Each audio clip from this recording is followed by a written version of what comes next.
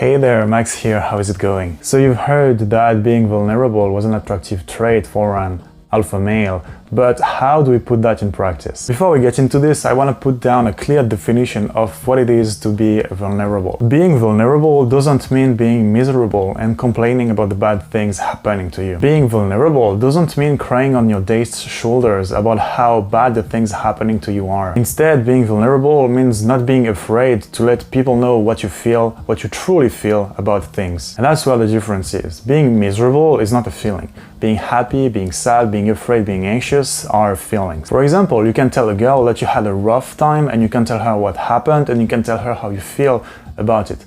But you don't want to use this occasion to complain about the bad time. You don't want to use your dates to complain about things that happen and to use your dates as emotional clutch.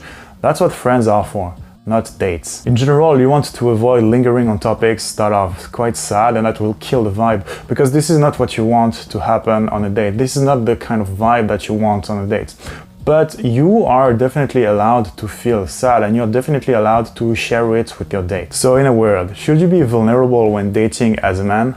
Yes. Being vulnerable has two very important advantages. First, it shows that you're confident enough to put out there what you really feel about life, about things happening. It shows that you don't want to put a front because you don't need to. It shows that you really believe in your authentic self. You really believe in you and whatever you feel. The point is there that you believe so much in your authentic self and your ability to deal with whatever's coming your way that you can allow yourself to feel sad.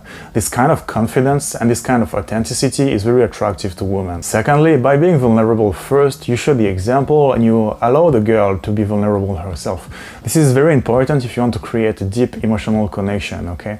You can't have fake fronts when you're on a date.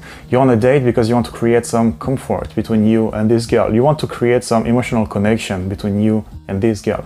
By being vulnerable first, you show her that it's okay to be honest and to open up. What this will do is that this will make creating a genuine connection between you and this girl way easier and way faster. Sharing your feelings and being vulnerable that way will get girls to open way faster to you and will allow you to have meaningful relationships that are way deeper and way more intense. It's all about being able to say, I feel this, without being afraid to be judged for it. It's not about complaining or feeling sad. In practice, talking about your feelings and being vulnerable is as easy as talking about what you ate for breakfast, except that instead of talking about facts, well, you will talk about feelings. And I know mainstream doesn't really want guys to talk about feelings, but again, for the reasons I explained right before, this is very useful to do on a date. That's how you open up the right way. That's how you have girls trust you more, or basically anyone trust you more. Doing this the right way will have girls feel way more comfortable around you, will have girls feel they can trust you way more,